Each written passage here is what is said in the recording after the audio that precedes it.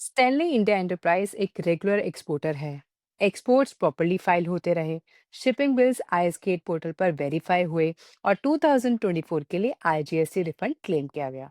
लेकिन यहाँ पर प्रॉब्लम शुरू होती है। डिपार्टमेंट ने रिफंड सेंशन करने के बजाय RFD 08 का नोटिस इशू किया और बोला फाइनेंशियल ईयर 2019-20 में एक्सेस आरटीसी लिया गया है, इसलिए 2024 का रिफंड रुका जा रहा है। यहाँ एक बेसिक सवाल उठता है, रिफंड 2024 का और आईटीसी इशू 5 साल पुराना।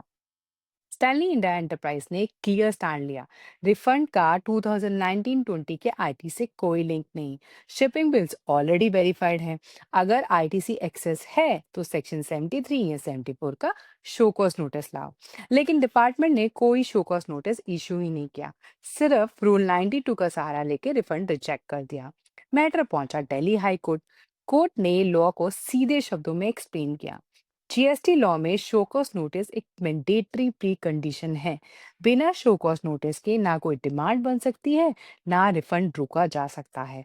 कोर्ट ने ये भी ऑब्जर्व किया कि 2018 से 2024 तक का ऑडिट ऑलरेडी हो चुका था और फाइनेंशियल ईयर 1920 के लिए आईटीसी इरेगुलेटरी रिपोर्ट ही नहीं थी। इसलिए डिपार्टमेंट ने पुराने एलिज आईटीसी के नाम पर करंट रिफंड का ब्लॉक करना हो ही नहीं सकता, ऐसा कहा।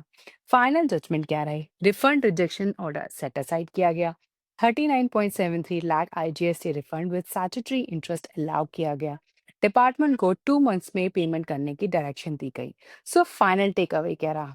Refund is not equal to recovery tool. Old ITC के लिए प्रॉपर शो कॉज नोटिस होना जरूरी है। रूल 92 से रिफंड ब्लॉक करना इलीगल है। जीएसटी में प्रोसेस लॉ से चलता है, एजम्पशन नहीं। So, मैं हूँ आपकी GST queen, simplifying tax in style. Do subscribe to stay updated. Thank you, bye bye.